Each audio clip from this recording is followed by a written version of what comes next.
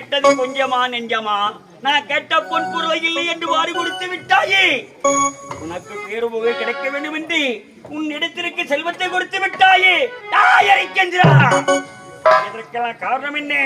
உன் நாடு இங்கு பார்த்தாலும் செழிப்பாக இருக்கிறது, மக்கள் சந்தோஷமா வந்து கொண்டிருக்கிறார்கள் என்ற காரணத்தால் தானே ஆணவத்தால் இருக்கிறாய். இப்போது இந்த நாட்டில் மக்களிடம் பயிர்கள் அனைத்து நாட்டப்படுத்தி கொண்டிருக்கின்றன. கொடிய மிருகங்கள் ஏவப்படுகிறேன். ஓ நமச்சிவாய.